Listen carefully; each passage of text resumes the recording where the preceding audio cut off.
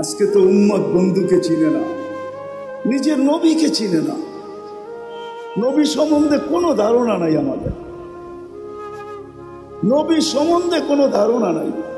দেখি আপনাদের ভিতরে দিল আছে কিনা, একটু টাচ দিয়া দেখুন। আল্লাহ সহজ করছেন, আমার বন্ধুকে মানে, আমার বন্ধুর অনুগত্য হও, তাইলে আমার অনুগত্য হবে।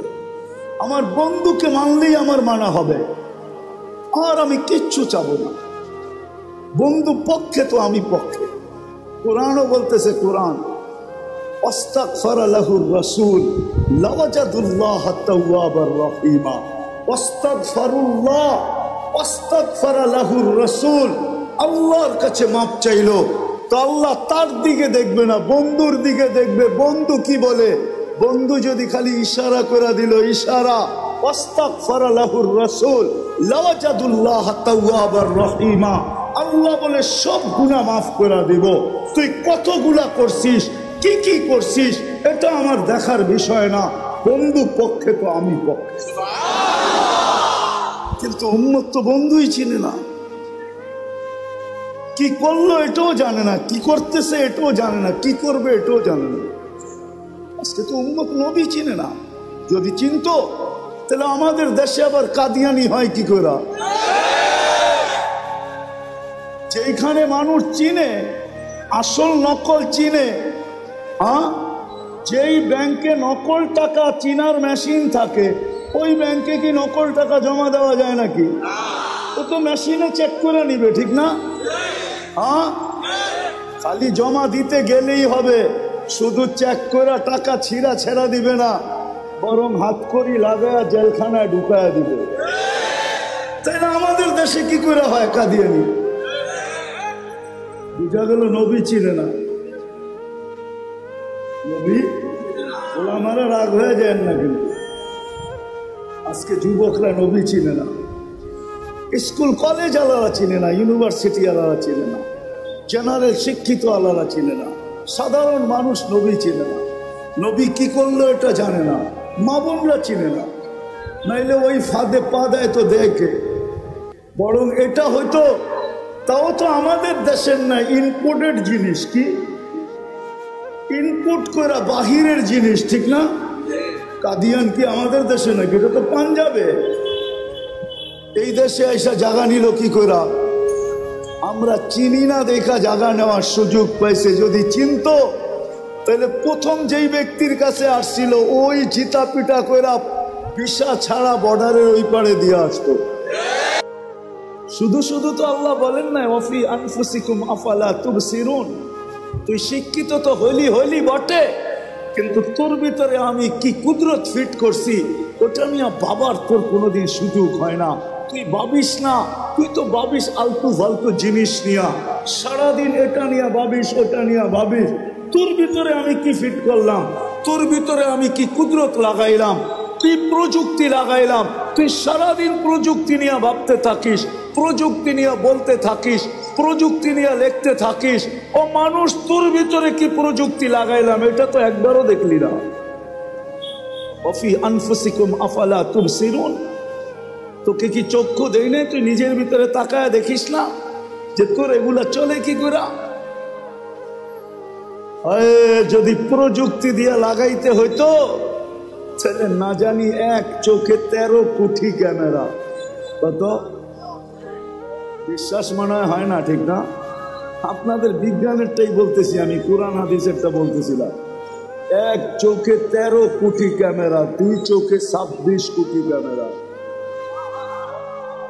13 কোটি ক্যামেরার তার আল্লাহ নিয়ে গেছেন 1.6 সেন্টিমিটার জায়গা দিয়া, পিছনে নিয়ে গেছেন। পিছনে দুইটা তারকে একসাথে লাগতে দেন নাই। যদি দুইটা একসাথে লাগতো তাহলে ফায়ার হতো, ফায়ার। আমরা সব উল্টা দেখতাম। 13 কোটি করে 26 কোটি ক্যামেরা। 13 কোটি সরিষা জমা করেন না একটা পাত্রে, দেখেন না পাত্রটা কত বড় হয়। তাইলে এক একটা চোখ জানে এক একটা বড় বড় জাহাজের লাইটের সমান হইতো, ঠিক না? দুইটা এরকম হয়তো রাস্তা দিয়ে হাঁটতেন, ঠিক একজন আরেকজনটা দেখাচ্ছি তো পড়া যেতেন, ঠিক না? এত বড় বড় লাগতো, এত বড় বড়, এতটুক জায়গার ভিতরে ফিট করছে। যাক, যেটা বলেই বুঝাইতেছিলাম শেষ জায়গায় চলে আসছি। মেরে দোস্ত, গুছায়া নিয়ে যেতে হবে, প্রস্তুতি নিয়ে যেতে হবে। আমরা নিজের ইচ্ছায় দুনিয়াতে আসিনি, আবার নিজের ইচ্ছায়ও যাব না। ইসলামে নিজের ইচ্ছায় যাওয়া এটা মহাপাপ, যেটাকে আত্মহত্যা বলে। আর মানুষ নিজের ইচ্ছায় দুনিয়াতে আসে নাই, এটা চির সত্য কথা। যদি নিজের ইচ্ছায় আসতো, তাহলে দুনিয়ায় কোনো অনেক মা বাবা এমন আছে যাদের কোল খালি, কোনোদিন কোল খালি হতো না। আবার অনেক এমনও আছে শুধু ছেলেই সারাটা জীবন মেয়ের দিকে তাকায় তাকায় জীবন পার হয়ে গেছে, আল্লাহ একটা মেয়ে দেন নাই, তাইলে এটাও হতো না।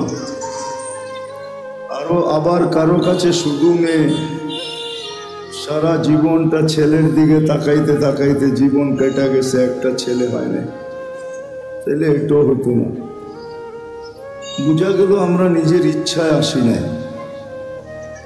আবার নিজের ইচ্ছায় যাব না। আল্লাহ সদ ইচ্ছায় নিয়ে আসছেন, আবার আল্লাহ যেদিন চাবেন ওই দিন চলে যাবে। আবার এটাও সত্য, কে কখন যাব এটাও জানি না। যুবক যৌবনেই যাবে, না শিশু শিশুত্বেই যাবে, শিশু অবস্থায় যাবে, না বুড়া বুড়ার থেকে আরো খুনখুনে বুড়া হয়ে যাবে, এটাও কেউ জানি না। লা তাদরি নাফসুন বিআইয়ি ওয়াক্তিন তামুত, কে কখন মরবে এটাও জানে না। আল্লাহ সতর্ক করছেন, এটা বটে, আমাদেরকে সতর্ক করছেন, ইবনে আদম, ও মানুষ, লা তাফরাহ বিদুনিয়াইকা, দুনিয়ার উন্নতি চাকচিক্য, দুনিয়ার উন্নতি, দুনিয়ার চাকচিক্য, দুনিয়ার আধিপত্য, দুনিয়ার ক্ষমতা, দুনিয়ার সয় সম্পত্তি, দুনিয়ার টাকা পয়সা, দুনিয়ার বিবি বাল বাচ্চা তোমাকে যেন মাতাল না করে। ফাইন্নাকা গায়রা মুখাল্লাদ, তুমি কিন্তু চিরঞ্জীব না, এটা মনে রেখো। বুঝলে অনেক কিছু, আর না বুঝলে কিছুই না, ভাবলে অনেক বড়। আল্লাহ প্রত্যেককে সতর্ক করছেন, তুমি কিন্তু চিরঞ্জীব না, এটা মাথায় রেখো। যার কাছ থেকে আসছো তার কাছে ফেরত যেতে হবে, যার কাছ থেকে আসছি তার কাছ থেকে আসছি, আবার আল্লাহর কাছেই কিন্তু ফেরত যেতে হবে। থাকার সুযোগ এখানে কারো ছিল না, কারো নাই। যদি থাকার সুযোগ এখানে হতো তাহলে কবির কথা সত্য হতো, আরবি কবির কথা সত্য হতো, লাউ কানাতিদ দুনিয়া মুখাল্লাদা, দুনিয়া যদি চিরদিন কারোর জন্য হতো, মা মাতা মুহাম্মাদা, তাহলে মুহাম্মদুর রাসূলুল্লাহ সাল্লাল্লাহু আলাইহি ওয়াসাল্লাম দুনিয়ার থেকে কোনোদিন যাইতেন না। কেননা সমগ্র সৃষ্টিটা ওনার সুবাদে তৈরি, সব ওনার সুবাদে তৈরি, আমরাও ওনার সুবাদে, আকাশ জমিন সবকিছু ওনার সুবাদে তৈরি। তাইলে উনি চিরদিন দুনিয়াতে থাকতেন, উনি যখন থাকেন না তো আমাদেরও থাকার কোনো সুযোগ। কবির কথাই সত্য, अजल ने न छोड़ा किसरा न दारा, उसी से सिकंदर सा फाते भी देहारा। हर एक लेके क्या क्या हसत सुधारा, परा रह गया यही ठाट सारा। তাইলে ইতিহাসের কথাই সত্য হতো, এই সারা দুনিয়ার রাজত্ব 4 ব্যক্তির হাতের মুঠায় ছিল। 4 ব্যক্তির, 4 জন ইতিহাসের পাতায় পাওয়া যায় যাদের হাতের মুঠায় এই সারাটা দুনিয়ার রাজত্বটা ছিল। কাউকে যদি নাও চিনেন তো একজনকে অবশ্যই চিনবেন, উনি সুলাইমান আলাইহিস সালাম।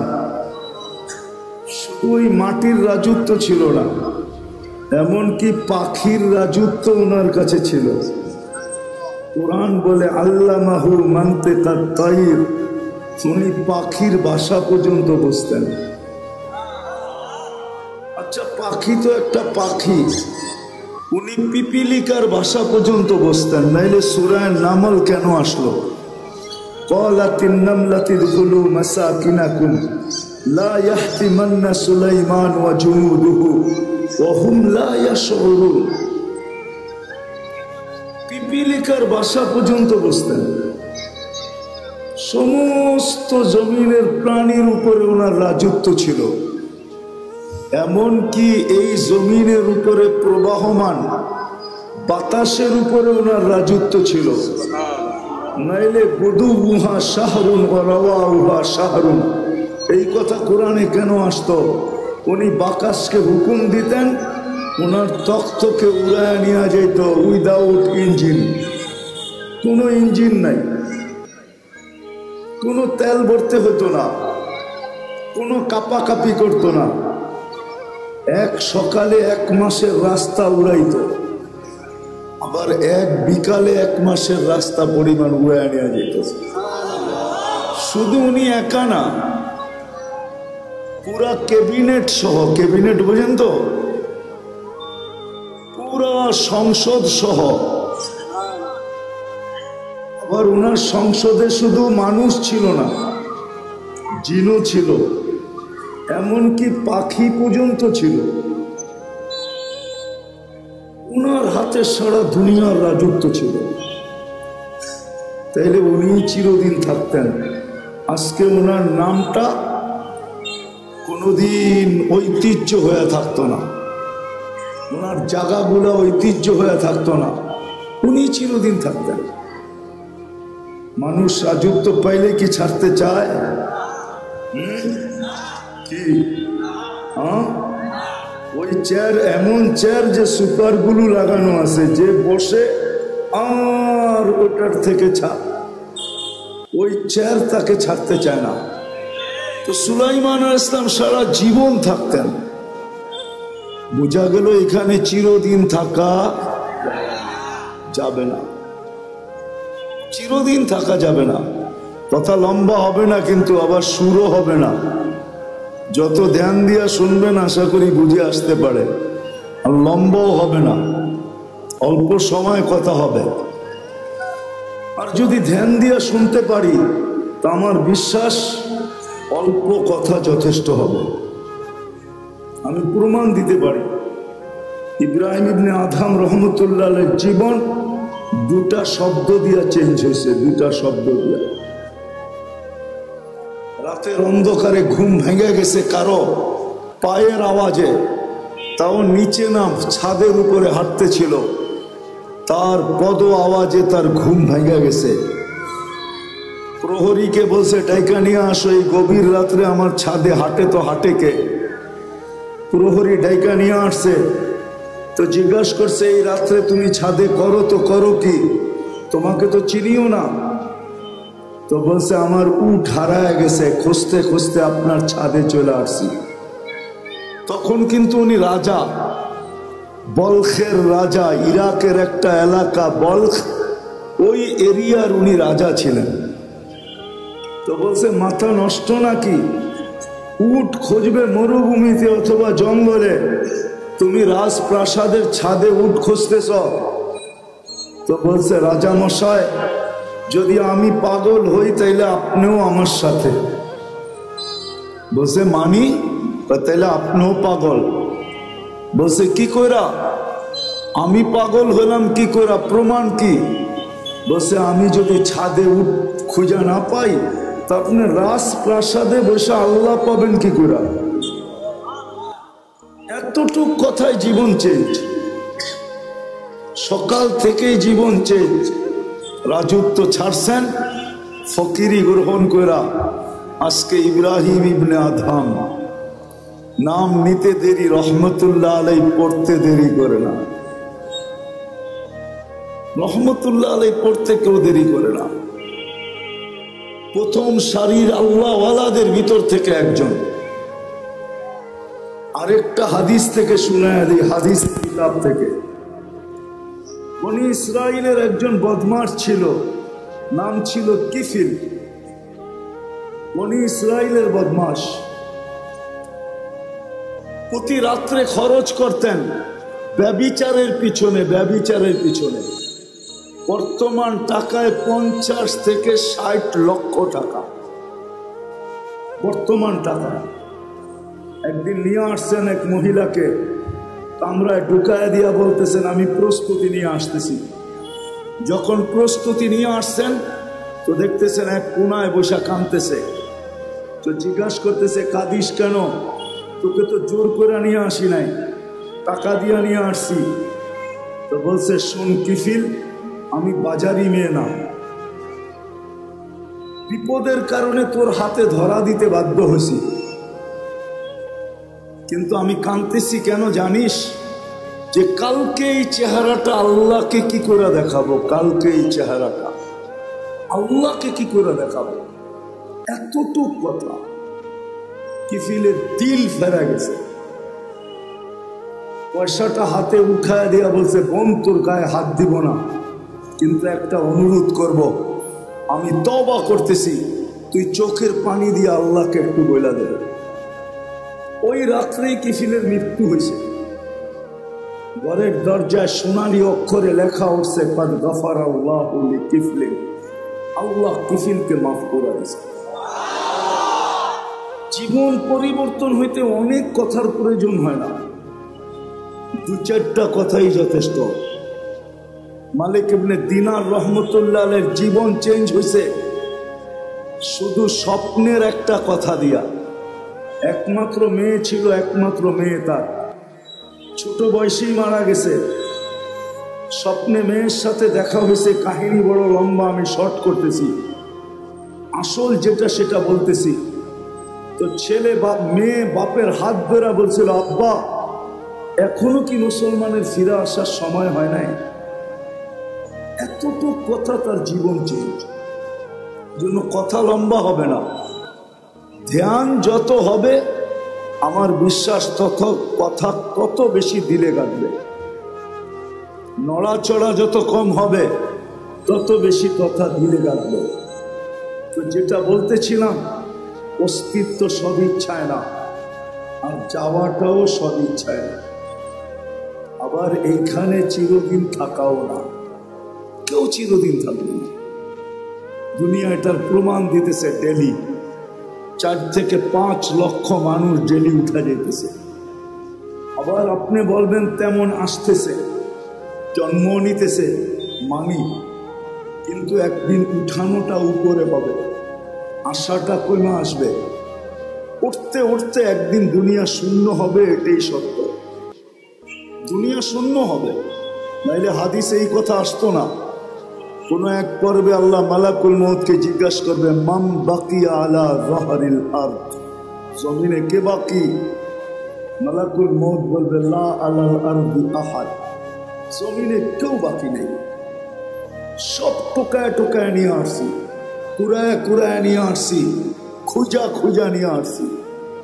আল্লাহ জিজ্ঞাসা করবে আইনাল্লাযীনা কানু ইয়াঈশুনা ফি বুরুজিন মুশাইয়্যিদা, ওরা কোথায়?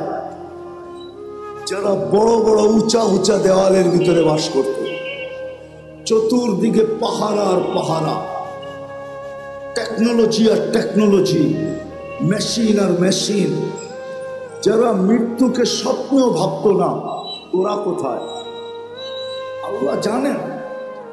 মালাকুল মউত বলবে ওদেরকেও নিয়ে আসছে, কেউ বাকি নেই।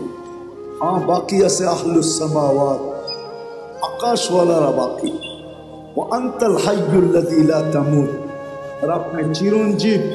আল্লাহ বলবে লাগা আকাশে ঝাড়ু, 7 আকাশে ঝাড়ু দিবে। তারপরে জিজ্ঞাসা করবে এইবার, তো বলবে লা আলাল আরদি ওয়ালা আলাস সামাওয়াত, জমিনও কেউ বাকি নেই, আকাশেও কেউ বাকি নেই। ইল্লাল্লাযীনা ইয়াঈশুনা তাহতা আরশি, আপনার আরশের নিচে যারা বিরাজমান এরা বাকি আছে। আর আপনি চিরঞ্জীব, আনতাল হাইয়ুল্লাযী লা তামুত। আল্লাহ বলে লাগাও আমার আরশের নিচে ঝাড়ু, ওইখানেও ঝাড়ু লাগাবে। জিজ্ঞাসা করবে এইবার, তো বলবে লা আলাল আরদি ওয়ালা আলাস সামাওয়াতি ওয়ালা তাহতা আরশি, জমিনেও না, আকাশেও না, আপনার আরশের নিচেও না। ইল্লা ইসনা আশার ওয়া আনতাল হাইয়ুল্লাযী লা তামুত, শুধু 12 জন বাকি, 12 জন। আল্লাহ বলবে নাম বলো, তো বলবে আরবাতু, জিবরিল, মিকাইল, ইসরাফিল, মালাকুল মউত, নাহনু আরবাআ, আমরা 4 জন। ওয়া সামানিয়াতু মিন হামিলাতি আরশি, আপনার আরশ বহনকারী 8 জন, টোটাল 12 জন বাকি। আল্লাহ বলবে জিবরিল, মিকাইল, ইসরাফিলের মৃত্যু হোক, 3 জন মারা যাবে। এবার জিজ্ঞাসা করবে আল্লাহ এইবার, তো বলবে 9 জন, 8 জন আপনার আরশ বহনকারী, আর আমি আর আপনি চিরঞ্জীব। আল্লাহ বলবে ফালিয়ামুত হামিলাতা আরশি, আমার আরশ বহনকারীদেরও মৃত্যু হোক। তারপরে আল্লাহর আগে জিজ্ঞাসা করবে এইবার বলকে, তো বলবে আনা ওয়া আনতাল হাইয়ুল্লাযী লা তামুত, আমি এবং আপনি চিরঞ্জীব। আল্লাহ বলবে ফাতামুত আনতা, এবার তোমার পালা।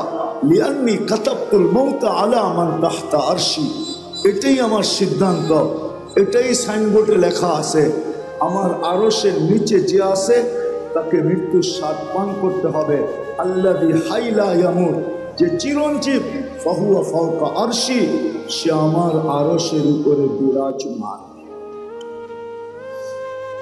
মালাকুল মউতকে আল্লাহ বলবে ফাতামুত, এবার তোমার পালা।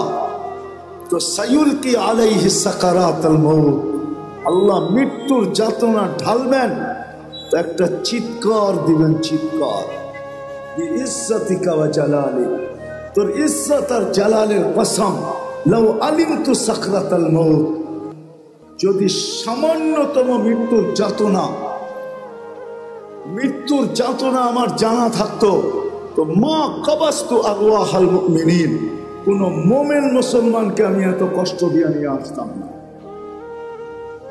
সত্য এটাই, থাকার সুযোগ কারণে চলে আসছি আসল জায়গায়। নিজেকে গড়া নিয়ে যেতে হবে, দুনিয়ার পরিচয় পরিচিতি চলবে, এটা দুনিয়ার ভিতরে। যালিকা মাতাউল হায়াতিদ দুনিয়া, এটা দুনিয়ার পরিচয় পরিচিতি, এটা দুনিয়ার পরিচয় পরিচিতি। জাআলনাকুম শুউবান ওয়া কাবাইলা লিতাআরাফু, বিভিন্ন বংশে বিভক্ত, বিভিন্ন পেশায় বিভক্ত, এটা দুনিয়ার পরিচয় পরিচিতি। এই জন্য তো আমি বলি, ইচ্ছা করলে আমি দুনিয়ায় সেলিব্রিটি হতে পারি, তাতে কিছু আসে যায় না। দুনিয়ায় বড় আকর্ষণের পাত্র হতে পারে, তাতে কিছু আসে যায় না। দুনিয়ার আকর্ষণের পাত্র সাময়িক। একটু ভালো মতে বুঝি যুবক, যৌবন যতক্ষণ আছে ততক্ষণ তোমার উপরে চোখ উঠতে পারে, আমি মানি। কেউ তোমার জন্য ওন্না গলায় পেঁচাইতে পারে, এটাও মানি। কেউ তোমার জন্য জান দেওয়ার ধমকি দিতে পারে, এটাও মানি। যতক্ষণ যৌবন আছে, যৌবন নাই, তোমার দিকে কেউ চক্ষু উঠায়ও তাকাবে না। বরং তুমি যদি তাকাও তাহলে 1 গাদা গালি দিবে তোমাকে, 1 গাদা গালি, 1 বস্তা গালি দিবে তোমাকে। বলবে বুড়া তো হইলো কিন্তু গাছ বাওয়া ছাড়লো না। বলবে বুড়া তো হইলো কিন্তু খাটাসি অভ্যাসে কোনো গেল না। যৌবন যতক্ষণ আছে ততক্ষণ তোমার ভ্যালু আছে। মাল আল্লাহর কাছে মাল যতক্ষণ আছে ততক্ষণ ভ্যালু আছে। আমরা দেখি বাংলাদেশেই তো থাকি, পথ যতদিন থাকে তো ফাইল নিয়ে মানুষকে ঘুরাইতে থাকে, জুতাগুলা ক্ষয় করাইতে থাকে, কিন্তু যেদিন রিটায়ার্ড হলো তার পরের দিনই উনি ফাইল নিয়ে এখন টেবিলে টেবিলে ঘুরতেছে। বেলু শেষ, দুনিয়া ওনাকে দেখা হাসতেছে যে আপনি টেবিলে টেবিলে তো এতদিন সবাইকে ঘুরাইতেন, এখন তো দেখি আপনিই ঘুরেন। কলিকরা এখন ওনাকে দেখা মুস্কি মুস্কি হাসে, আর সবাই বলে তুমি ঘুরতে থাকো ফাইল নিয়ে, বহুতকে ঘুরাইছো, এখন তুমি ঘুরা দেখো ঘুরতে কেমন মজা লাগে। সত্য এটাই। সদিচ্ছায় আসি নাই, সদিচ্ছায় যাব না, চিরদিন এইখানে থাকবো না। প্রস্তুতি নিয়ে যেতে হবে, এটাই দাবি, আর কিচ্ছু দাবি না। যিনি অস্তিত্ব দিয়েছেন ওনার দাবি এতটুকু, প্রস্তুতি নিয়ে আসো, নিজেকে তৈরি করে নিয়ে আসো, নিজেকে গুছায়া নিয়ে আসো, এটাই ওনার দাবি, আর কিচ্ছু না।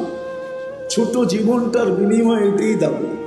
60-70 বৎসরের বিনিময়ে, 60-70 বৎসরও তো না, এই উম্মতের জন্য তো 60-70 বৎসরও না। এই উম্মতকে 70 বৎসর দিয়েও আল্লাহ ভাবছেন যে এটা ভালোবাসার বিপরীতে যায় কিনা। আমি তো এদেরকে ভালোবাসি, 60-70 বৎসরে যদি প্রশ্ন উঠায়া দেয় যে তাইলে আর ভালোবাসা হইল তো হইল কি? 70 বৎসর জীবন দিলেন, 60 বৎসর খাটাইলেন, 70 বৎসর খাটাইলেন, তো ভালোবাসার প্রমাণ হইল তো হইল কি? এই জন্য আল্লাহ 2 পর্বে এই উম্মতের জীবনকে কমায়া দিছেন। প্রথম 15 বৎসর মাফ, বালেগ হওয়া পর্যন্ত মাফ, রুফিয়াল কালাম সবই হাত্তা ইয়াবলু, বাচ্চা যতক্ষণ পর্যন্ত বালেগ না হয় কলম তার বিরুদ্ধে যায় না। 15 বৎসর মাফ এই উম্মতের জন্য। রইল আর কতটুকু? এটুকু মনে হয় বেশি খাটা মনে হইতেছে, তা আবার আল্লাহ আবার কমায়া দিছেন। 24 ঘন্টায় যতক্ষণ আমরা ঘুমে থাকি কলম উঠানো থাকে, আমাদের বিরুদ্ধে যায় না, এটাও মাফ। এই ছোট জীবনটা দিছেন ঘুরে যাওয়ার জন্য। এই জন্যই তো যে লেখছে বড় সুন্দর লেখছে, তারপরেও যদি গড়তে না পারলো তাহলে ওর চেয়ে বড় হতভাগা কেউ নাই, ওর চেয়ে বড় কপাল পোড়া কেউ নাই, ওর চেয়ে বড় হতভাগা কেউ নাই, ওর চেয়ে বড় কপাল পোড়া কেউ নাই। কোরআনও এটাই বলে, কুতিলাল ইনসানু মা আকফারা, মানুষ তোকে অকৃতজ্ঞতা ডুবায়া দিল, তুই অকৃতজ্ঞ হলি তো হলি কি করা? তোর থেকে বেশি তো চাই নাই আমি। 60 বৎসর দিলেও তো 2 পর্বে লম্বা একটা সময় কনসিডার করছি, মাফ করে দিছি, সময়টা তোর বিরুদ্ধে যাবে না, ছোট্ট একটু সময় তোর কাছে থেকে যাবে, এটাও কাজে লাগাইলি না। হায় মানুষ, তোর চেয়ে বড় অকৃতজ্ঞ তো কেউ নাই। কুরআন বলে কুতিলাল ইনসানু মা আকফারা, ও মানুষ তোর চেয়ে বড় অকৃতজ্ঞ তো কেউ নাই, তো কেউ নাই। কুরআন আবারও চিৎকার দেয়, মা গর্রাকা বিরাব্বিকাল কারীম, যে আল্লাহ দয়ার ভান্ডারের দরজা পুরাটা খুলে দিল, এই উম্মতের উপরে ভান্ডারটা পুরা ঢাইলা দিল, ওই আল্লাহর থেকে তুই দূরে সরলি তো সরলি কি করে? বিমুখ হলি তো হলি কি করে?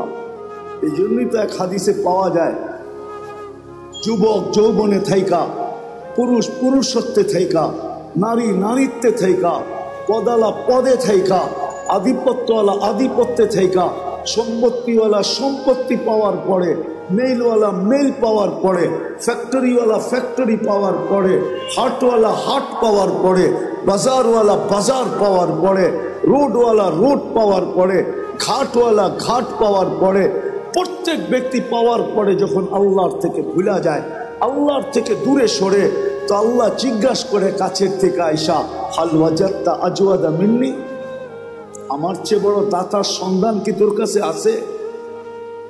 বলেন আছে নাকি? কর্ম ছাড়া বেতন কে দিবে? আছে কেউ দেওয়ার? কোন কোম্পানির মালিক আছে যে কর্ম লাগবে না, মাসের শেষে বেতন নিয়ে যাইস? হ্যাঁ, দুনিয়ার রীতিনীতি তো উল্টা। যতটুকু খাটায় অতটুকু তো দেয় না, ঠিক না? যত কম দিয়া পারে, ঠিক না? খাটাবে 12 ঘন্টা, বেতন দিবে 6 ঘন্টার, ঠিক না? খাটাবে 18 ঘন্টা, বেতন দিবে 8 ঘন্টার, ঠিক না? এটাই তো দুনিয়ার রীতি। আল্লাহ তো সব ফিরিয়ে দিতেছে। অক্সিজেন কে দেয়? হায় হায়, 1 টাকা লিটারও যদি অক্সিজেনের দাম আল্লাহ রাখতেন, তাইলে বর্তমানে দুনিয়াতে 800 কোটি মানুষ। পূরণ দেন 550 দিয়া, দেখেন কত লিটার হয়। 1 টাকা যদি পার লিটার হতো, তাহলে আমাদেরকে ডেলি 550 লিটার অক্সিজেনের জন্য 550 টাকা দিতে হতো। যদি পার শ্বাসে 1 পয়সা হইতো, 1 পয়সা, এটা দিয়া ভাবেন, এটা দিয়া যুবক পায়ে হাত রেখা বলি, এটা দিয়া ভাবো, হইতে পারে বিবেকের পর্দা খুলতে পারে। আর যদি না খুললো, তাহলে দুনিয়ার জীবনটা কেটে যাবে। কোনো প্রতিরোধ করার কোনো মেশিন আসে নাই যে দুনিয়ার জীবনের গতির উপরে প্রতিরোধ তৈরি করবে, বাধাগ্রস্ত করবে। কোনো মেশিন আসে নাই। এই গতিকে রোধ করবে, আমাদের জীবনের যাত্রার গতিকে রোধ করবে। আপনি বৈশা আছেন, যাত্রা কিন্তু চলমান। আপনি ঘুমায় আছেন, যাত্রা কিন্তু চলমান। আপনি বেহুশ আছেন, তারপরও যাত্রা চলমান। আখিরাতের যাত্রা কিন্তু থাইমা নাই। দুনিয়ায় কোনো মেশিন আসে নাই যে প্রতিরোধ করবে। কোনো পাওয়ার ব্যাংক আসে নাই ভৈরা রেখা দিবে। বিদ্যুৎ বইরা রাখা যায়, জীবন বইরা রাখা যায় না, কেটে যাবে এটা। এই জন্য একটু ভালো মতে বুঝি। শ্বাসের উপরে যদি বিল ধরতেন, তাইলে 1 পয়সা, 1 শ্বাস 1 পয়সা, তাইলে ডেলি 1600 টাকা বিল দিতে হতো। 1600 টাকা। বিশ্বাস হয় না? 1,60,000 পয়সায় 1600 টাকা হয়। 1,60,000 বা শ্বাস প্রশ্বাস নেই।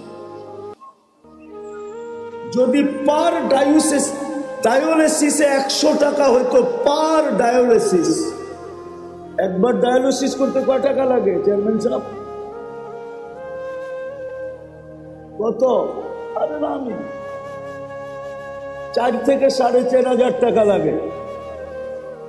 3,000 ভালো জায়গায় করাইলে 4,500 টাকা।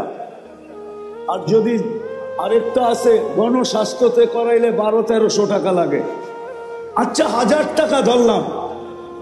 আল্লাহ যদি পার ডায়ালিসিসে 100 টাকা নিতেন, 100, তো ডেলি 3600 টাকা ডায়ালিসিসে দিতে হতো। আল্লাহ কুদরত দ্বারা আমাদেরকে সুস্থ রাখার জন্য ডেলি 36 বার ডায়ালিসিস করে, 36 বার। একটা প্রযুক্তি বলতেছি, একটা প্রযুক্তি। এই ময়দান যথেষ্ট হতো না যদি একটা প্রযুক্তি লাগানো হতো। একটা প্রযুক্তি যেটা আমাদের শরীরের ভিতরে চলমান। আমাদের শরীরের ভিতরে ডেঙ্গু জ্বর এত বিপজ্জনক কেন? এটা তো জ্বরই, জ্বর তো চিরাচরিত ছিল, এটা এত বিপজ্জনক কেন? কি কারণে জানেন? আরে বলতে পারবেন? কেননা আমাদের একটা রক্তের ব্লাড সেল আছে, এটা হলো হোয়াইট ব্লাড সেল। ডেঙ্গু জ্বর হইতে দেরি, হোয়াইট ব্লাড সেল দ্রুত গতিতে নিচে নামতে দেরি করে না। যদি 10,000 15,000-এ চলে আসে, এটার কমসে কম 1.5 লাখ থাকতে হবে, উপরে 4.5 লাখ। 1.5 লাখের নিচে আসলেই ডাক্তার সারাদিন দেখতে থাকবে যে কত কমতেছে।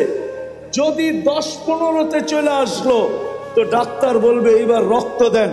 যদি রক্ত দিয়া উপরে না উঠলো, তো ডাক্তারও হাত ধুইয়া বসা যাবে যে মনে হয় আর বাঁচানো যাবে না। এরকম 2টা ব্লাড সেল আছে আমাদের শরীরে, একটা হলো হোয়াইট, একটা হলো রেড, একটাকে বলে লাল, একটাকে বলে সাদা। এই দুইটাকে কন্ট্রোল করার জন্য যদি প্রযুক্তি ব্যবহার হতো তাহলে এই ময়দান ভরা মেশিন লাগতো। আল্লাহ ওটা কুদরত দিয়া ঠিক রাখেন। হায় হায় হায়, আপনি তো জানেন না এটার ভিতরে কি খেলা খেলতেছেন। আমি ডাক্তারি পড়াইতে আসি না, খুলতে পারি, সারা রাত্র চলে যাবে। শুধু শুধু তো আল্লাহ বলেন না ওয়াফি আনফুসিকুম আফালা তুবসিরুন। তুই শিক্ষিত তো হইলি বটে, কিন্তু তোর ভিতরে আমি কি কুদরত ফিট করছি ওটা নিয়ে বাবার তোর কোনোদিন সুযোগ হয় না। তুই ভাবিস না, তুই তো ভাবিস আলতু ফালতু জিনিস নিয়া, সারাদিন এটা নিয়ে ভাবিস ওটা নিয়ে ভাবিস।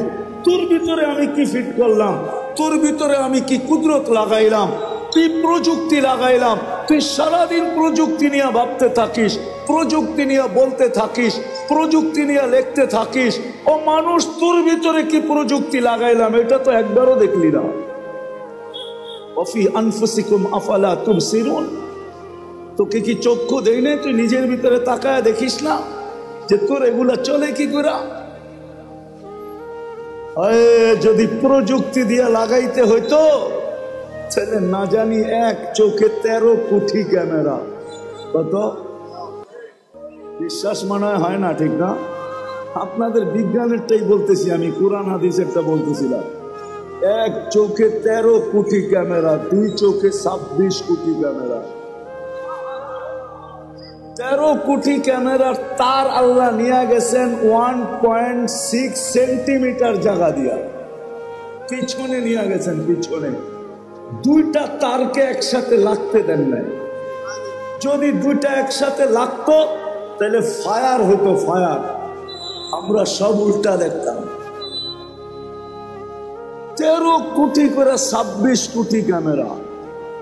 13 কোটি সরিষা জমা করেন না একটা পাত্রে, দেখেন না পাত্রটা কত বড় হয়। তাইলে এক একটা চোখ জানে এক একটা বড় বড় জাহাজের লাইটের সমান হইতো, ঠিক না? দুইটা এরকম হইতো, রাস্তা দিয়ে হাঁটতেন, ঠিক একজন আরেকজনটা দেখা চিতয়া পড়া যেতেন, ঠিক না? এত বড় বড় লাগতো, এত বড় বড়, এতটুক জায়গার ভিতরে ফিট করছে। যাক, যেটা বলেই বুঝাইতেছিলাম শেষ জায়গায় চলে আসছি। মেরে দোস্ত, গুছায়া নিয়ে যেতে হবে, প্রস্তুতি নিয়ে যেতে হবে, প্রস্তুতি নিয়ে যেতে হবে, নিজেকে গড়া নিয়ে যেতে হবে। সদিচ্ছায় আসি নাই, সদিচ্ছায় যাব না, চিরদিন এখানে থাকবো না, এটাই সত্য। নিজেকে গড়া নিয়ে যেতে হবে, গুছায়া নিয়ে যেতে হবে, প্রস্তুতি নিয়ে যেতে হবে। এই ছোট সময়টার ভিতরে ওইখানে সময় পাওয়া যাবে, কিন্তু মূল্য পাওয়া যাবে না। ওইখানে সময় পাওয়া যাবে। আজকে তো সারা দিনে একবার আল্লাহ বলার সুযোগ হয় না। এই মজমায় আছে এরকম যুবক যে সারা দিনে একবার মনের থেকে আল্লাহকে ডাকে না, আল্লাহ বলে না একবার। এই মজমায় আছে সারা দিনে 200 বার আল্লাহ আল্লাহ বলে না, সকালে একবার 100, বিকালে 100। আছে এই মজমায়, বেশিরভাগই এই মজমায়। এই মজমায় আছে এরকম লোক সারা বৎসরে একবার কোরআনটাকে নিয়ে পড়তে তো জানে না, কোরআনটাকে নিয়ে একবার একটা চুমা দেয় না, এরকম করে একটা চুমা দেয় না একবার বৎসরে। রাগ হয়ে গেলেন? অথচ ভালোবাসা যদি চুমা দিতেন তাহলে ওয়াদা তো ছিল, আমিও তোকে ভালোবাসা চুমা দিব, আমিও তোকে ভালোবাসবো। তুই আমার কালামকে চুমা দিলি, আমি তোকে ভালোবাসি, বাসবো না তো বাসবো না কেন? না বাইসা যাবো তো যাবো কোথায়?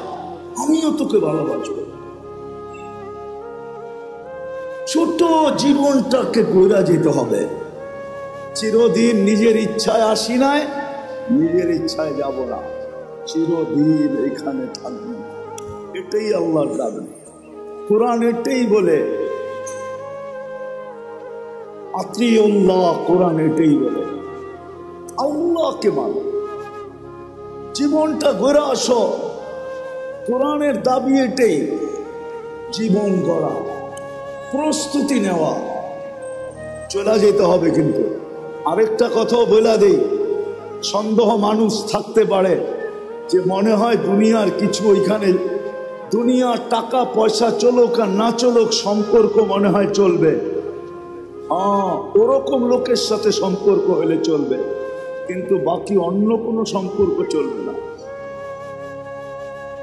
ওরকম লোকের সাথে যদি সম্পর্ক হয়, নিয়ে যাইতেছি আমি, নাইলে চলবে, নাইলে চলবে না। যদি বংশ চলতো তাহলে আবু তালেবের জন্যই চলতো, যদি সম্পর্ক চলতো তাহলে আবু তালেবের জন্যই চলতো। কিন্তু এটা চলবে, প্রস্তুতির সাথে চলবে, প্রস্তুতিহীন চলবে না।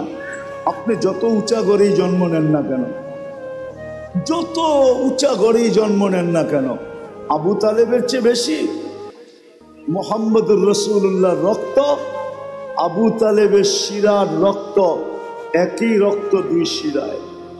অথচ মুহাম্মদুর রাসূলুল্লাহ সাল্লাল্লাহু আলাইহি ওয়াসাল্লামের দূষিত রক্ত পান করতে দেরি, আল্লাহর রসুলের মুখ থেকে ঘোষণা আসতে দেরি হয় নাই, তোর শরীর জাহান্নামের উপরে হারাম।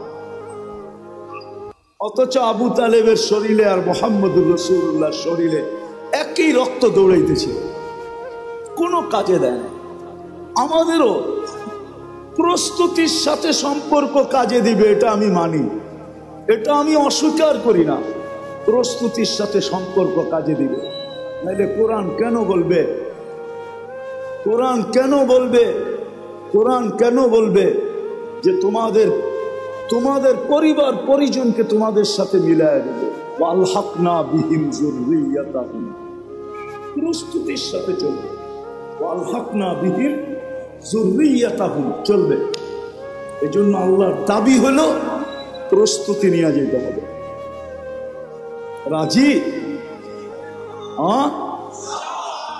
ইনশাআল্লাহ না মনের থেকে না মুখের থেকে? প্রতিজ্ঞা? বিলকুল। দেখি কে কে প্রস্তুতি নিতে রাজি। আল্লাহ কবুল করুক নামাজ। কিন্তু একটা প্রশ্ন হইতে পারে, আল্লাহ আপনি বলতেছেন আপনাকে মানার দ্বারা প্রস্তুতি নিব, কিন্তু আপনাকে মানবো তো মানবো কি করে? চোখে তো আপনাকে দেখা যায় না, কানে তো আপনার কথা শোনা যায় না, ধ্যান ধারণায় তো আপনাকে আনা যায় না, ধ্যান ধারণায় তো আনা যায় না, বর্ণনা দিয়ে তো শেষ করা যায় না। দুনিয়ায় সামান্য পদস্থ মানুষ হইলেই সিরিয়ালের জন্য মাসের পর মাস অপেক্ষা করতে হয় না? নাই বাংলাদেশে এরকম কোনো ডাক্তার আছে? 3 মাস 4 মাস আগে সিরিয়াল নিতে হয়, ঠিক না? সামান্য একজন ডাক্তার, ঠিক না? কি আরে রাগ হয়ে গেলেন বুঝি, ঠিক না? কত মানুষ ওনার হাতে ভালো হয়েছে, আবার কত মানুষ ওনার হাতে আজিমপুরেও গেছে, ঠিক না? না যায় নাই? না যায় নাই? বড় ডাক্তারের হাতে মানুষ মরে বেশি, এটা জানেন? ছোট ডাক্তার তো ভয় পায়, এই জন্য খালি রেফার করে। কি করে? সব মুসিবত বড় জনের কান্দে পড়ুক, আমার কান্দে পড়ার দরকার নাই। আবার ও এটাও ভাবে আজিমপুরের কাছ দিয়ে গেলে আমার চেহারা ঢাকা যেতে হবে, খামাখা এটাও দরকার নাই, বড় ডাক্তারের কাছে পাঠায় দেয়, ঠিক না? 1 মাস 2 মাস 3 মাস আগে সিরিয়াল নিতে হয়, ঠিক না? একজন মানুষ হয়ে যদি 3 মাস পর্যন্ত ঘুরতে হয়, তাহলে আল্লাহ তো আল্লাহ, ঠিক না? আল্লাহ চিনেন? আল্লাহকে তো চোখে দেখা যায় না, কথা শোনা যায় না কানে, ধ্যান ধারণায় আনা যায় না, বর্ণনা দিয়ে শেষ করা যায় না। আল্লাহ তো আল্লাহ না, আল্লাহ তো রহমান, আল্লাহ তো রহিম, আল্লাহ তো মালিক, আল্লাহ তো কুদ্দুস, আল্লাহ তো সালাম, আল্লাহ তো মুমিন, আল্লাহ তো মুহাইমিন, আল্লাহ তো আজিজ, আল্লাহ তো জব্বার, আল্লাহ তো মুতাকাব্বিরুল খালিকুল বারিকুল মুসাব্বিরুল গফফারুল কহ্হারুল ওয়াহাবুর রাসাকুল ফাত্তাহুল আলিমুল কাবিদুল বাসিতুল খাফিদুর রাফিউল মুইজ্জুল মুদিল্লুস সামিউল বাসীরুল হাকামুল আদলুল লতীফুল খবীরুল হালিমুল আযীমুল গফুরুশ শাকুরুল আলিয়ুল কবীরুল হাফিজুল মুকিতুল হাসিবুল জলিলুল করিমুর রকিবুল মুজিবুল ওয়াসি আল হাকিমুল ওয়াদুদুল মজিদুল বাঈসুশ শাহীদুল হকুল ওয়াকিলুল কবিয়ুল মতিনুল ওয়ালিয়ুল হামিদুল মুসি আল মুবদি আল মুঈদ আল মুহয়ি আল মুমীত আল হাইয়্যু আল কাইয়্যুম আল ওয়াজিদ আল মাজিদ আল ওয়াহিদ আল আহাদ আল সামাদ আল কাদির আল মুক্তাদির আল মুকদ্দম আল মুআখ্খার আল আউয়াল ওয়াল আখির আল যাহির ওয়াল বাতিন আল ওয়ালি আল মুতাওয়ালি আল বাররুত তাওয়াবুল মুনতাকিম আল আফু আর রউফ মালিক আল মুলক যাল জালালি ওয়াল ইকরাম المقسط والجامع والغني والمغني المانع الدار النافع النور الهادي البديع والباقي الوارث والرشيد الصبور جل جلاله الله تو 99 পদের মালিক যার পদের শুরু নেই শেষ নেই তাকে পাবো তো পাবো কি করে পাইলে জীবন গড়া হবে গোছানো হবে পাবো তো পাবো কি কইরা তো আল্লাহ বলতেছে আতিউর রাসূল মেনে নিলাম দাবি ফিরায় নিলাম প্রশ্ন যখন উঠা গেছে জানি না উলামা একমত হবে কিনা আমার তাখায়ুল বলে আল্লাহ দাবি ফিরায় নিলেন তারপরেই বললেন আতিউর রাসূল আমার বন্ধুকে মানলেই হবে আমার বন্ধুকে আরেক জায়গায় কোরআনে বলছে মান আতা আর রাসূল ফাকাত আমার বন্ধুকে মানলো তো আমাকে মানলো আমার বন্ধুকে মানো বন্ধুকে মানলেই হবে সম্মেলন তো এদিকের জন্য ওদিকে যাইতেও পারতেছি না আজকে তো উম্মত বন্ধুকে চিনে না নিজের নবীকে চিনে না নবী সম্বন্ধে কোনো ধারণা নাই আমাদের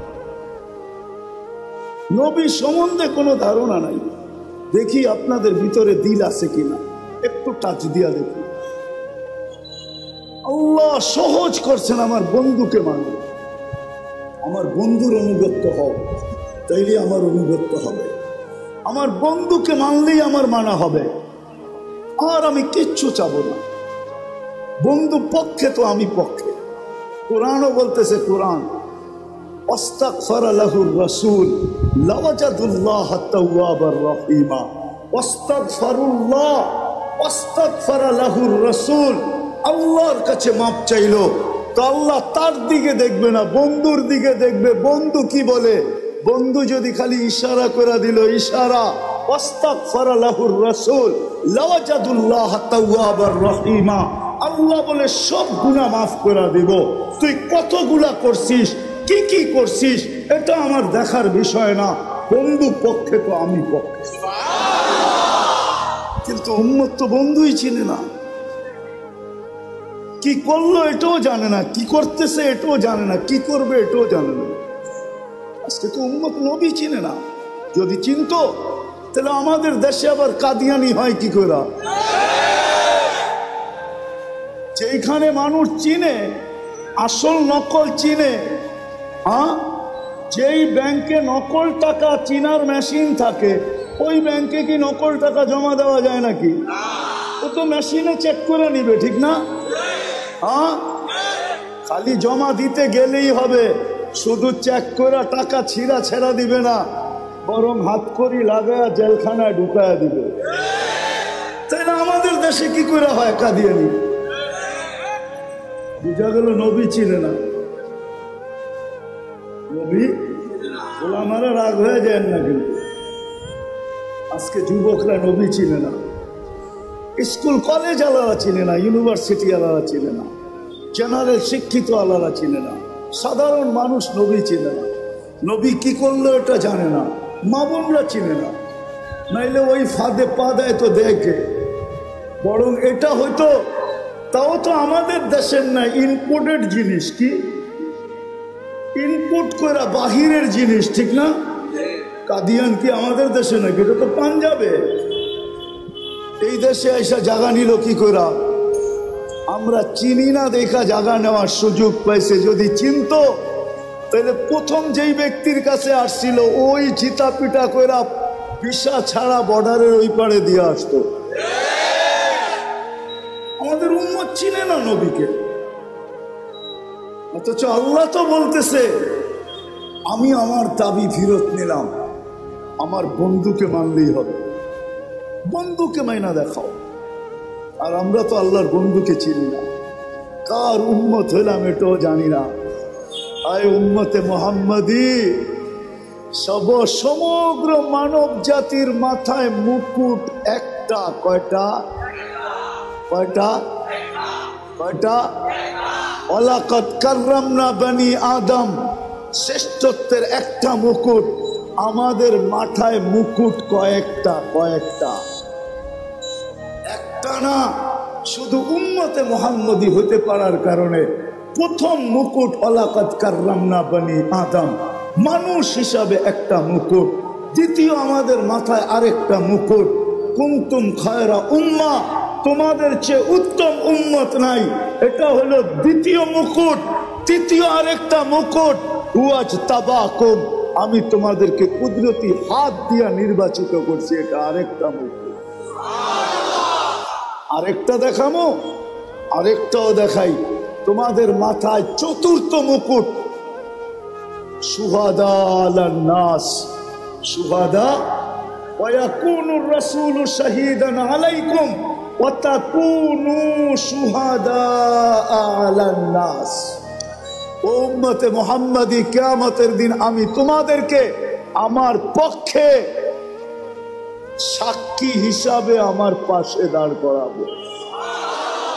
এই উম্মত সমস্ত উম্মতের উপরে সাক্ষী হবে। বলেন সাক্ষী আর আসামি এক জায়গায় দাঁড়ায়? তাইলে বুঝা গেল আমরা কিয়ামতের মাঠে ইনশাআল্লাহ দাঁড়াবো না, আমরা তো আল্লাহর পাশে দাঁড়াবো। জালালউদ্দিন সুয়ুতি রহমতুল্লাহ আলাইহি লেখছেন, আমরা আরশের পাশে স্টেজ হবে, স্টেজ, আমরা ওই স্টেজে দাঁড়াবো। অনেক সময় পার হয়ে যাবে যদি আমি মুকুট দেখাইতে থাকি আপনাদের। উম্মত হওয়ার কারণে যে মুকুট দিছে, দেখি আজকে দিলের ভিতরে দিল আছে কিনা, বুকের ভিতরে দিল আছে কিনা, লাগে কিনা, দুই একটা শুনায় দেখি।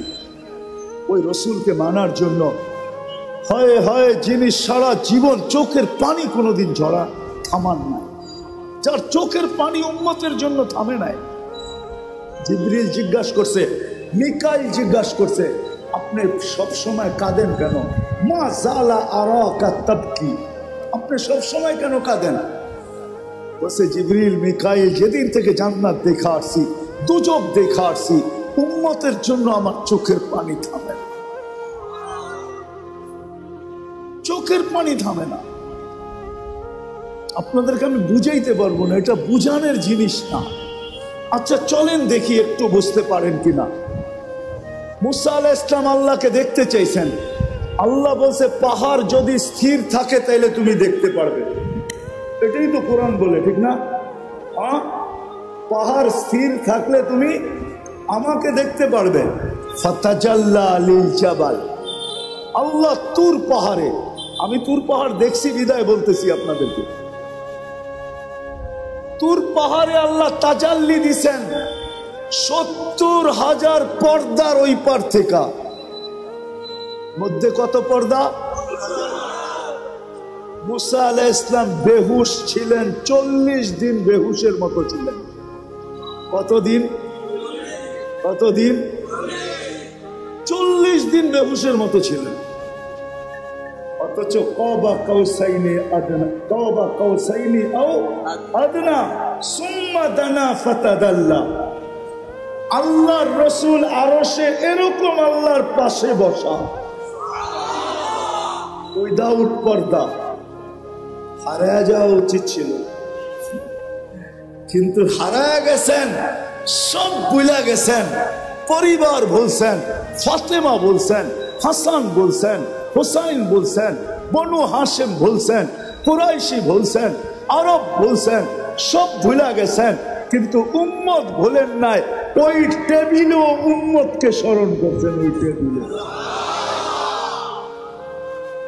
যেখানে এতটুকু কাছে আলোর জগৎ, তাজাল্লিয়াতের জগৎ, আল্লাহর তাজাল্লি সহ্য করতেছে সিনা, আর পাশে বৈশা উম্মতকে স্মরণ করতেছেন। নাইলে আপনি আত্তাহিয়াত পড়েন কোত্থেকা, ওয়া আলা ইবাদিল্লাহিস সালিহিন। এটা তো নবীজি উম্মতকে স্মরণ করে বলছে। আমার উপরে শুধু সালাম দিলেন, আমাকে শুধু সালাম দিলেন, আল্লাহকে বলছে শুধু আমাকে, আমার উম্মত কই যাবে? তো আল্লাহ জিজ্ঞাসা করছে, বন্ধু এইখানে উম্মত? আমার তাখায়ুল যে এইখানে উম্মত না উঠলে তো উঠবে কোন জায়গায়? এই টেবিলে যদি উম্মত না উঠলো তাহলে কোথায় উঠবে? এরকম কাছে হব তো আর হব কখন? এত নৈকট্য পাবো তো পাবো কখন? দুইজন এরকম কাছাকাছি হব তো আর হব কখন? এই টেবিলে যদি উম্মত না ওঠে তাহলে আর কোন টেবিলে উঠবে? এই টেবিলে যদি উম্মত হারায় যায় তাহলে আর উম্মতকে কোথায় উঠাবো আমি? আজকে ওই উম্মত নবী ছিল, চোখের পানি জন্দ হয় নাই। চলেন, এটা তো এক বেলা। দ্বিতীয়টা শুনাইতেছি। যখন দুনিয়ার থেকে বিদায় নিতেছেন তখন 9 ঘর ক্ষুধার্ত, 9 ফ্যামিলি, নিজে কয়েক দিনের ক্ষুধার্ত, হাসান হুসাইন ক্ষুধার্ত, আলী ফাতেমা ক্ষুধার্ত, ঘরে এতটুকু তেল পর্যন্ত নাই যে বাতি জ্বালায়া রাত্রে অন্ধকার দূর করবে, এতটুকু তেলও নাই। আম্মা জান বলতেছে যদি থাকতো তাহলে খিদা নিবারণের জন্য তেলটা আগে পান করে নিতাম, এতটুকু খিদার ধারণা ছিল। ওই সময় চোখে পানি। জিবরিল জিজ্ঞাসা করছে, কেন কাঁদেন? আতাবকি ওয়া আনতা ইলা রফিকিল আলা, আপনি এখনো কাঁদেন? এখনই তো আল্লাহর সান্নিধ্যে চলে যাবেন, এখন কান্না কেন? তো বলছে জিবরিল, ফামান লিবাদি লি উম্মতি, কান্না এই জন্য যে আমার পরে আমার উম্মতকে কে দেখা রাখবে। এই উম্মত আজকে নবী ছিল। একজন যুবক তো এখানে হবে না, তোমাদের পায়ে হাত রাখি। আজ পর্যন্ত কত জিবি তোমরা খরচ করছো? প্রতি মাসে তো আনলিমিটেড খরচ করো, কেননা প্রত্যেকের ঘরে ওয়াইফাই আছে। আজ পর্যন্ত কোনোদিন নবীর শান, যে আমাদের নবী কে, ওনার পরিচয় কোনোদিন গুগলে সার্চ দিয়ে দেখছো? যে একটু দেখি, একটু দেখি। ওনার পক্ষে না হইলে তো কিয়ামতের দিন পার হওয়া যাবে না।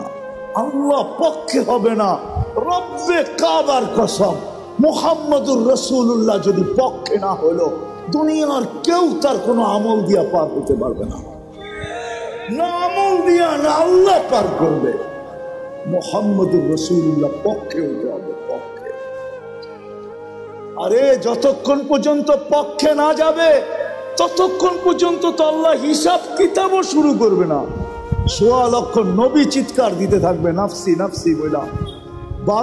312 জন রসুল, 3 জন কিতাবদারি রসুল, 4 জন উলুল আজমি মিনার রসুল, সব চিৎকার দিবে, আল্লাহ হিসাব কিতাব শুরু করেন। আল্লাহ টাকায়ও দেখবেন না যতক্ষণ পর্যন্ত বন্ধু সেজদায় না পড়বে। যখন আল্লাহ রসুল সেজদায় পড়বে, পড়তে দেরি, আল্লাহ বলতে দেরি করবেন না, ইরফা রাসাব। আমার তাখায়ুল, কথা বলার ভঙ্গিতে আমি, আমার হাসান কোথায়, আমার হুসাইন কোথায়?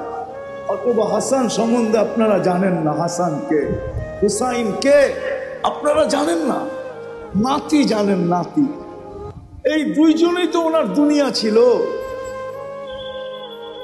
তো জাহানের বাদশাহ, যিনি 2 নাতিকে পিঠে নিয়া ঘরের ভিতরে গোড়া হইয়া চক্কর কাটতেন, চক্কর, আর নিচের থেকে বলতেন, নানা যান গোড়া কেমন? তো বলতো বড় উত্তম। তো আবার বলতেন, যারা সোয়ার হইছে এরও বড় উত্তম। এই খেলা যিনি খেলতেন, ওই নাতির কথা জিজ্ঞাসা করবেন না, জিজ্ঞাসা করবে আমার উম্মত কোথায়। রাগ হয়ে যায় না, পায়ে হাত রাখি, আমার সমাজ রাগ হয়ে যেতে পারে। একটা ইউনিয়ন পরিষদের চেয়ার পাওয়ার জন্য আমার দেশে মানুষ মরতে রাজি, মারতে রাজি। কত জান এই পর্যন্ত গেল, আর না জানি যতদিন বাংলাদেশ থাকবে আর কত জান যাবে। শুধু ইউনিয়ন পরিষদের একটা চেয়ার, ঠিক না? অনেক সময় তো দেখা যায় অনেক ইউনিয়ন পরিষদের চেয়ারটা ভাঙ্গাও থাকে। ওরকম একটা চেয়ারের জন্য কিয়ামতের দিন আপনার নবীকে, রসুলকে, মুহাম্মদুর রাসূলুল্লাহকে আল্লাহ মাকামে মাহমুদ দিবে। মাকামে মাহমুদ, ফাতাহাজ্জাত বিহি নাফিলাতাল লাক আসা আইয়াব আসাকা রাব্বুকা মাকামান মাহমুদা।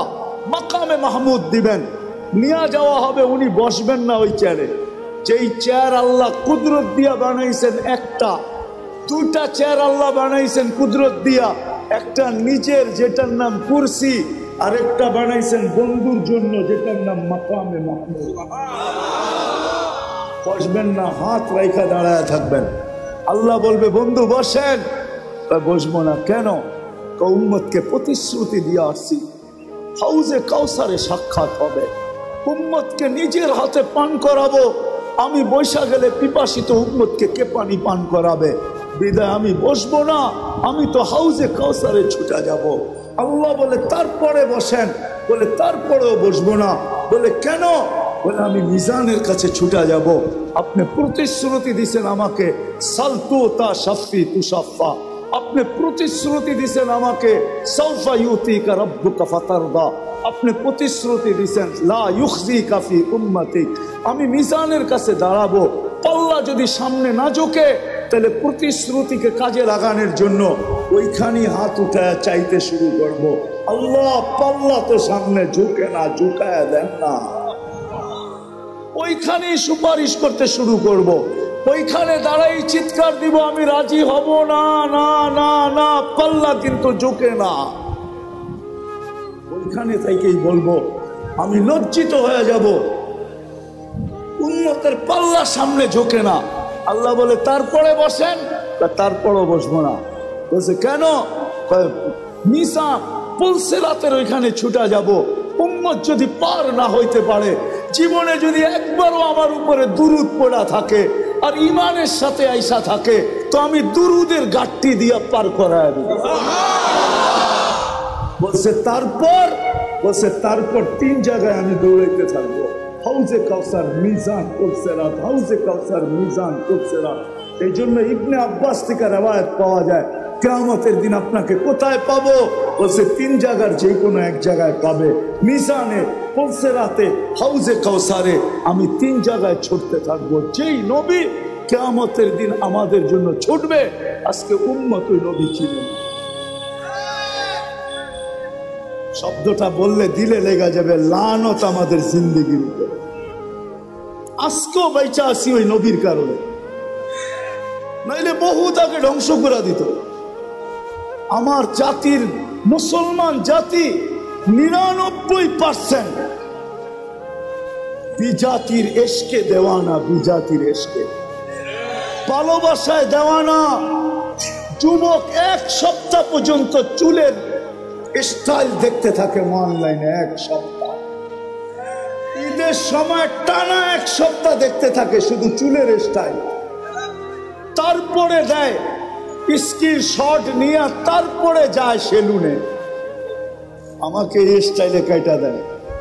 আজ পর্যন্ত এখানে একজন, এক যুবক পায়ে হাত রাখি তোমাদের, একজন নাই যে নবীর স্টাইলে একবার চুল কাটছে। একবার না, আমরা কাটছি। সেলুনে যায় বলছে ছোট কইরা কাইটা দিও, নাহলে বড় কইরা। আজ পর্যন্ত বলি না নবীর স্টাইলে কাইটা দাও, বা মনে মনেও ভাবি নাই আজকে চুলটা নবীর স্টাইলে কাটবো। কোরআন বলছে মুকাসসিরিন, ছোট কইরা কাটো। আমি নবীর স্টাইলে কাইটা নিব ছোট কইরা, নিয়ত তো মনে মনে করি নাই।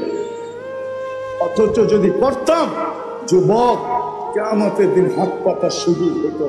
যদি দেখা হইতো, হবে নিঃসন্দেহে তুমি হাত পাততে পারতে যে আমি জীবনে কিচ্ছু করতে পারি নাই, একবার আপনার স্টাইলে আমি চুল কাটছি, আমাকে কি দিবেন? দেন না। হইতে পারে রব্বে কাবার কসম, একবারের চুল কাটায় ওই কিনারাহীন দয়ার সমুদ্রের ভিতরে কোনো কিনারা নাই। ওইটার কিনারা যদি থাকতো, তাহলে কোরআন রউফুর রহিম বলতো না। ওলামা একমত। রউফুর হারিসুম বিল মুমিনিনা, এটা নবীজির সিফত, আল্লাহর সিফত। আল্লাহ বন্ধুকে নিজের সিফত দিছেন। কিনারাহীন দয়ার সমুদ্র হইতে পারতো তোমাকে একবার চুল কাটায় তোমাকে জান্নাতে নিয়ে দিত, আমার হাত পাতার সুযোগ হতো। আমি তো সারা বাংলাদেশে চিৎকার দেই, আজ পর্যন্ত তো একটা মেসেজ পাইলাম না যে কোনো মা বোন জীবনের প্রথম সাজ যেটা হয় আর কি, সাজ, বাসর ঘরের সাজ, আজ পর্যন্ত আমার এই লাল সবুজের পরিধির ভিতর থেকে আজকে 3-4 বছর চিল্লাইতেছি, কোথাও থেকে একটা মেসেজ পাই নাই যে কোনো মা বোন এই মেসেজ পাঠাইছে যে আমার বাসর ঘরের সাজটা ফাতেমার মতো ছিল। সে যায় পার্লারে বলছে, বা বান্ধবীদেরকে বলছে, বা প্রতিবেশীদেরকে বলছে, বা ঘরের মানুষকে বলছে আমাকে সাজাও, কোনো আজকে আপত্তি নাই, কিন্তু আজকের শ্বাসটা যেন আমার ফাতেমার মতো হয়। ফাতেমাও তো বাসর ঘরে সাজছে, কেননা কিয়ামতের দিন ফাতেমার হাতে ঝান্ডা থাকবে মহিলাদের, এদের ঝান্ডার নিচে হয়ে জান্নাতে যেতে পারবে। আমি একদিন সাইজা তার পাশে দাঁড়াইতে চাই। যদি জিজ্ঞাসা করে তুই আসলি কেন, তখন যেন হাসি দিয়া বলতে পারি কিছু তো নাই বটে, কিন্তু বিয়ের বাসর রাতের শ্বাসটা আপনার মতো ছিল, এই জন্য চলে আসছে। আজ পর্যন্ত পেলাম না। যা হোক, কথা লম্বা হয়ে যেতেছে। আল্লাহর রসুলকে মানলেই চলবে, কিন্তু এখানেও একটা প্রশ্ন আছে। আমাদের নবীজিকে তো আল্লাহ 63 বছর বয়স দিয়েছেন, 2-4 হাজার বছর বয়স দিতেন, তাইলেও তো মনটাকে বুঝাইতে পারতাম, ঠিক না? 2-4 হাজার বছর বয়স দিতেন, মাত্র বয়স দিয়েছেন 63 বছর। বন্ধুকে তো নিজের কাছে সফর করায় নিয়ে গেছেন, একবারে পাশে বসায়া দিছেন। দুনিয়ায় তো তবুকের আগে সফর করার নাই। সারা দুনিয়াটা একটু ঘুরাইলেও তো আমরা বলতে পারতাম যে আমাদের বাংলাদেশও নবীজির পা পড়ছে, ঠিক না? সারা দুনিয়াটা তো ঘুরাইলেন না, 63 বছর বয়সে বন্ধুকে উঠায় নিয়ে গেলেন। এখন মানবো তো মানবো কাকে? কোরআন আমাদেরকে দিক দেখায়, ওয়া উলুল আমরি মিনকুম ওয়া আওরাসনাল কিতাবাল্লাযীনা ইসতাফাইনা মিন ইবাদিনা। কিয়ামতের সকাল পর্যন্ত আল্লাহ বন্ধুর উত্তরসূরি রাখবেন, আল্লাহর উত্তরসূরি রাখবেন। যাদেরকে আল্লাহ নির্বাচিত করে উত্তরসূরি বানাইছেন তাদেরকে কিয়ামতের সকাল পর্যন্ত রাখবেন। নবীজির উত্তরসূরি কিয়ামতের সকাল পর্যন্ত থাকবে। যারা হক্কানি উলামা এবং আল্লাহওয়ালা, এরা হলেন নবীর উত্তরসূরি, এরা কিয়ামতের সকাল পর্যন্ত থাকবে। হুকুম আসছে, এদের কাছে আমাদের জীবনী আদর্শ সুরক্ষিত থাকবে। আল্লাহ রসুলের আদর্শ কিয়ামতের সকাল পর্যন্ত এই সমস্ত হক্কানি উলামাদের কাছে সুরক্ষিত আছে। এই জন্যই এরা আজকে এই আয়োজন করছেন আপনাদের কাছে নবীর ওই আদর্শকে পৌঁছানোর জন্য। এই জন্যই উলামারা কুরবানি দিতেছেন। তাহলে আমি তো বলি, বলেন আপনাদের ইউনিয়নের নাম কি? কি? আমদিয়া, হ্যাঁ ঠিক না? ইউনিয়নের ভিতরে সবচেয়ে কোন ইমামের বেতন আছে 30,000 টাকা? 25, 20, 15, এটা মনে হয় আছে, 15 আছে, ঠিক না? হ্যাঁ, আচ্ছা না, 15 মাইনা নিলাম, কিছু বাদ দেন, 15 আছে, ঠিক না? কিন্তু আমদিয়াতে যদি অটো চালায় কয় টাকা কামানো যায়? কত? 20-25 হাজার, ঠিক না? মাইনা নিলাম 20,000, তাহলে 15,000-এর থেকেও 5,000 বেশি হলো 20,000, ঠিক না? হ্যাঁ, তাহলে হুজুররা অটো চালায় না কেন? অটো চালাইতে কি আমেরিকার থেকে প্রশিক্ষণ নিয়ে আসতে হয়, না ঢাকা ইউনিভার্সিটির ডিগ্রি থাকতে হয়? কোনটা? একটাও না, খালি কিনা নামলেই হয়, ঠিক না? কয়েকদিন একটু ধাক্কা ধুক্কা খাইব, তারপরে ঠিক হয়ে যাবো, ঠিক না? এটাই তো। তাহলে হুজুররা কেন চালায় না বলেন? মাল তো সবার কাছেই প্রিয়, ঠিক না? হ্যাঁ হ্যাঁ, উনি কেন 15,000-এ বয়ে আছে, উনি কেন 10,000-এ বয়ে আছে, উনি কেন 7,000-এ বসে আছে, উনি কেন 8,000-এ বসে আছে? কেন? আমাকে যুক্তি দিয়া বুঝান। আমার কাছে দলিল লাগবে না, যুক্তি দিলেই হবে। বুঝান কেন? ওনার কি সংসার নাই? ওনার কি বিবি বাল বাচ্চা নাই? বরং আমাদের চেয়ে ওনাদের বাচ্চা কাচ্চা বেশি, ঠিক না? আমরা তো কই 2টা হইলেই কি, আমরা তো কই 2-এর বেশি নিয়েন না, মায়ের স্বাস্থ্য ভাঙেন না, ঠিক না? ওনারা তো কয় আল্লাহ যত দেয় দেখ, ঠিক না?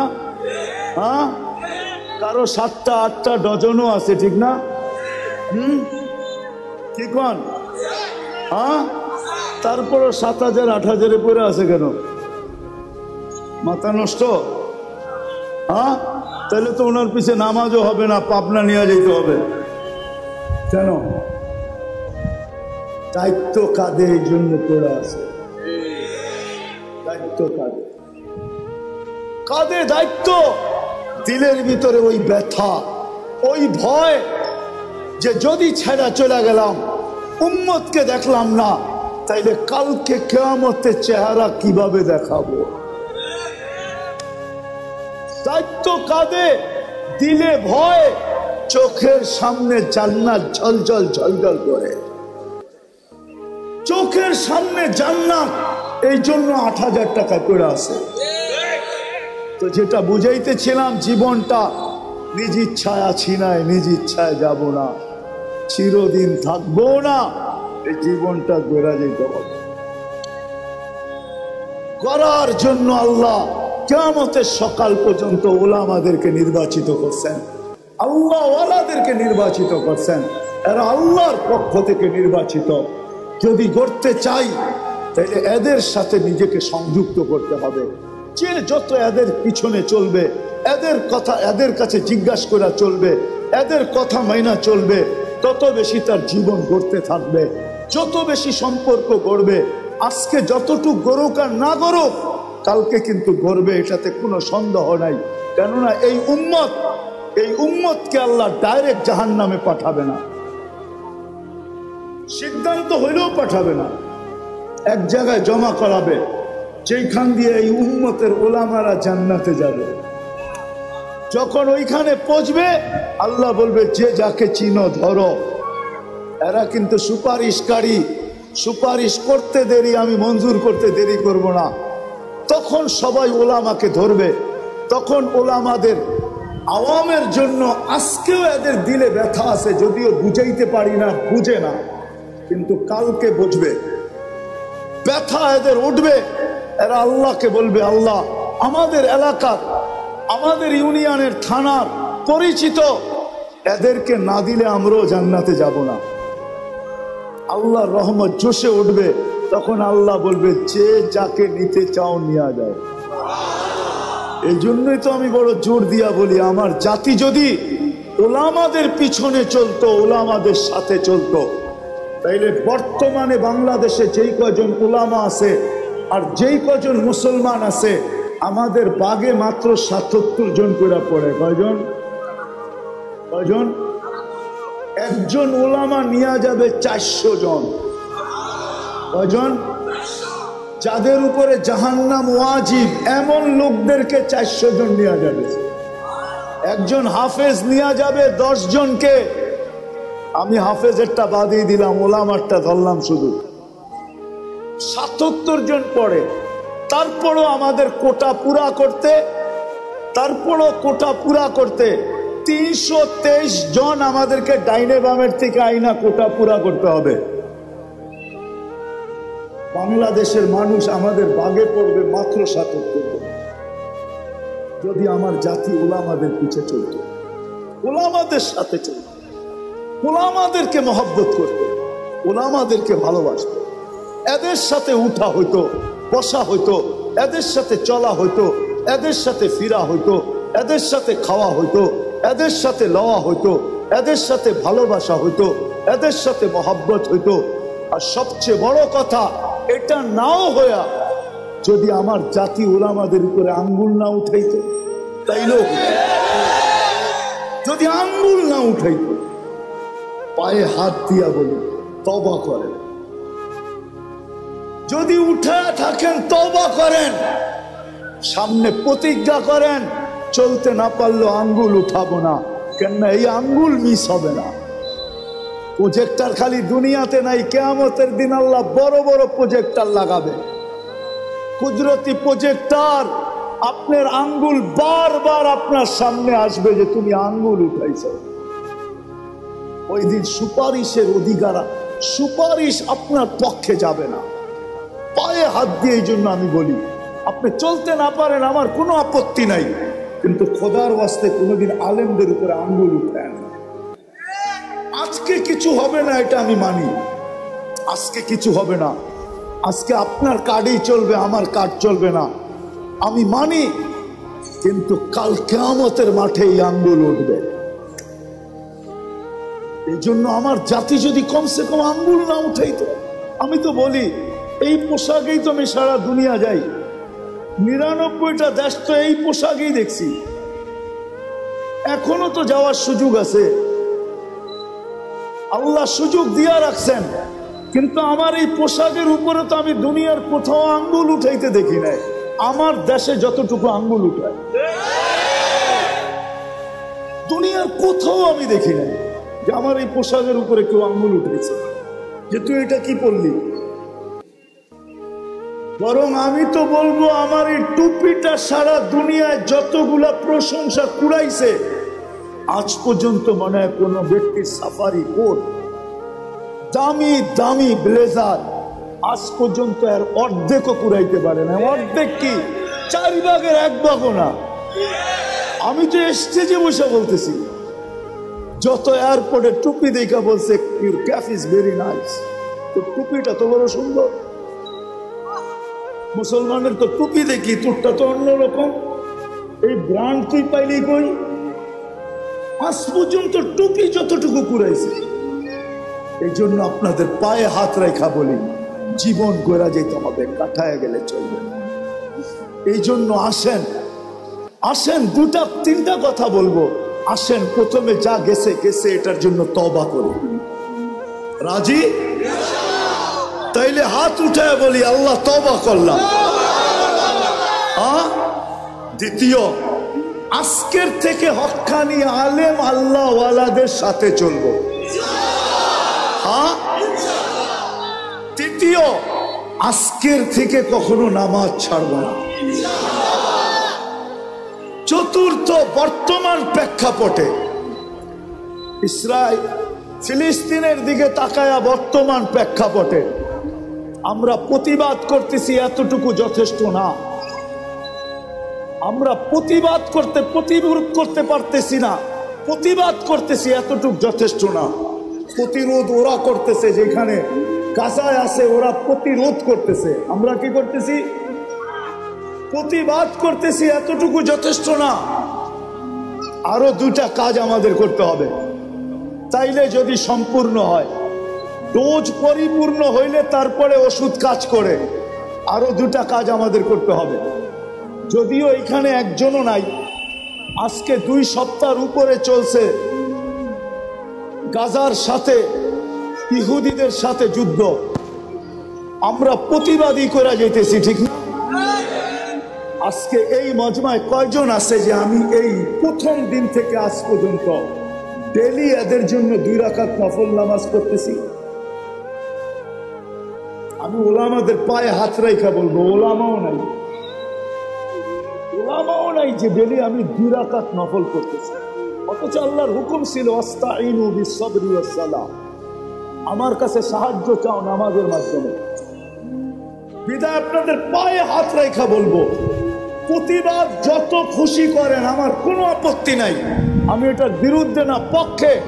কিন্তু সাথে সাথে বলবো, আজকের থেকে যতদিন পর্যন্ত এটা মীমাংসা না হয়, আমরা ডেলি 2 রাকাত সালাতুল হাজত পড়ব। কে কে পড়বেন দেখি? দ্বিতীয় শেষ, এটা 5ম নম্বর শেষ। হাদিসে আছে as-সাদকাতু তারুদ্দুল বালা, সমস্ত বিপদ সদকা দ্বারা দূরীভূত হয়। মুসলমানের উপরে এর চেয়ে বড় কোনো বিপদ হইতে পারে না, যেটা বর্তমানে গাজায় চলতেছে। এর চেয়ে বড় কোনো বিপদ মুসলমানদের উপরে বর্তমানে হইতে পারে? আপনি কি মানেন এর চেয়ে কোনো বড় বিপদ আছে? যেখানে বাইতুল মুকাদ্দাসকে গিলা খায়া ফেলতে চাইতেছে প্রথম কেবলা, এর চেয়ে বড় বিপদ কি হইতে পারে? তাইলে এই বিপদকে দূর করার জন্য আজকের থেকে আমরা 1 টাকা সদকা করব। 1 টাকা করবেন? দেখি কে কে করেন। আমি আপনাদেরকে পদ্ধতি বইলা দিতেছি, পদ্ধতি সহজ। ডেলি 1 টাকা দেওয়া মনে নাও থাকতে পারে। আপনি 10 দিনের নিয়ত করে 10 টাকা দিয়ে দেন, 30 দিনের নিয়ত করে 30 টাকা দিয়ে দেন, সদকা করেন। শুধু প্রতিবাদ করলে চলবে না, এর বেশি আপনার আমার কাছে করার কিছু নাই। আপনি চিৎকার দিলেও কোনো লাভ নাই, রক্ত মাথা ফাটাইলেও কোনো লাভ নাই, কেননা বহুত দূর। আমরা প্রতিবাদ করতে পারি, কিন্তু আমরা 2টা প্রতিবাদের সাথে সাথে আরো 2টা জিনিস করি। একটা হলো সালাতুল হাজাত, নামাজ পড়ি আর আল্লাহকে কানে কানে বলি, আল্লাহ আবাবিল ঘুরতে দেখি কবে কাজে লাগবে। আল্লাহকে বলি, আল্লাহ আবাবিল উঠতে দেখি কবে কাজে লাগবে। মশা আমাদেরকে কাটতে দেখি কবে কাজে লাগবে। চিৎকারের ফেরেশতাকে ঘুমাইতে দেখি কবে কাজে লাগবে। বাতাসের ফেরেশতাকে ঘুমাইতে দেখি কবে কাজে লাগবে। জিবরিল এখন তো আর ওহির বাহক না, তার 600 ডানা কোন কাজে লাগবে? সেজদায় পড়ে আল্লাহকে বলি না? বলবেন? আল্লাহ আমাদেরকে আমল করার তৌফিক দান করেন। ওমা আলাইনা ইল্লাল বালাগ।